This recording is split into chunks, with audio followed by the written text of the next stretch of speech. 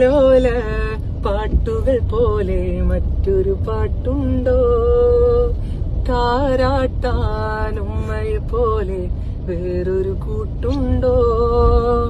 താലോല പാട്ടുകൾ പോലെ മറ്റൊരു പാട്ടുണ്ടോ, താരാട്ടാനുമ്മയെ പോലെ വേറൊരു കൂട്ടുണ്ടോ. ഉമ്മാന്റെ മടിത്തട്ട് സ്വർഗീയ പൂന്തട്ട്, ഉമ്മാന്റെ മടിത്തട്ട് സ്വർഗീയ പൂന്തട്ട്. സ്നേഹക്കാവാണ് ഉമ്മ സഹനക്കടലാണ്, സ്നേഹക്കാവാണ് ഉമ്മ സഹനക്കടലാണ്.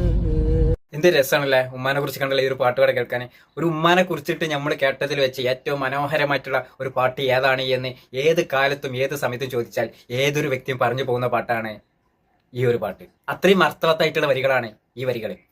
ഇവനിപ്പം എന്റെ ഉമ്മാന്റെ ഒപ്പരം നിന്നിട്ട് ഈ ഒരു പാട്ട് ഇവിടെ പാടുമ്പോൾ മകന്റെ പാട്ട് കേട്ടിട്ട് ആ ഉമ്മ അവിടെ കരഞ്ഞിട്ടുണ്ട് എന്നുണ്ടെങ്കിൽ മുത്തേ നിന്റെ വിജയം നിന്റെ ഉമ്മയാണ്. അല്ലെങ്കിലും ഏതൊരു ആണിന്റെ ജീവിതത്തിന്റെ പുറകിലും ഒരു പെണ്ണിന്റെ കൈയുണ്ടാവും. അതൊരു പക്ഷെ ഉമ്മാന്റെ കൈയായിരിക്കാം, ഇല്ല എന്നുണ്ടെങ്കിൽ ഭാര്യന്റെ കൈയായിരിക്കാം, ഇല്ല എന്നുണ്ടെങ്കിൽ ഉമ്മാന്റെയും ഭാര്യന്റെയും പെങ്ങളുടെയും ഇവരെല്ലാവരുടെയും കൈകളുണ്ടാവും. ഏതൊരാണിന്റെ വിജയത്തിന്റെ പുറകിലും ഒരു പെണ്ണുണ്ടാകും. മനസ്സിലായില്ലേ? പിന്നെ അവന്റെ വോയിസ് ഒരു രക്ഷയില്ലാത്ത വോയിസാണ്. സ്റ്റുഡിയോ വർക്കോ അതോ ഇതോ ഒന്നും തന്നെ ഈ ഒരു ഇവൻ പാടുന്ന ഈ ഒരു പാട്ടിലില്ല. ഒറിജിനൽ വോയിസാണ്. അതും പടച്ചവൻ അവനക്ക് നൽകിയിട്ടുള്ള സൗഭാഗ്യങ്ങൾ പെട്ടുള്ള ഒരു സൗഭാഗ്യമാണത്. പിന്നെ എല്ലാവരും പറയല്ലോ ഉമ്മമാരുള്ള കാലമാണ് ജീവിതത്തിലെ ഏറ്റവും നല്ല സുവർണ്ണ കാലം എന്നുള്ളത്. സത്യം തന്നെയാണത്. ഉമ്മ ഇല്ലാത്തവർക്കറിയാം ഉമ്മ ഇല്ലാത്തതിന്റെ വേദന എത്രത്തോളാണ് എന്നുള്ളത്. എപ്പോഴും പറയുന്ന പോലെ എല്ലാവരും പറയുന്ന പോലെ ഉമ്മാക്ക് പകരം വെക്കാൻ ഈ ദുനിയാവിലെ വേറെ ഒന്നുമില്ല. കാരണം എന്താണെന്ന് വെച്ചാൽ ലോകത്ത് വെച്ച് ഏറ്റവും വലിയ അത്ഭുതം എന്താണെന്ന് ചോദിച്ചാൽ അത് വേറെ ആരുമല്ല, അതൊക്കെ നമ്മുടെ സ്വന്തം ഉമ്മാരനാണത്.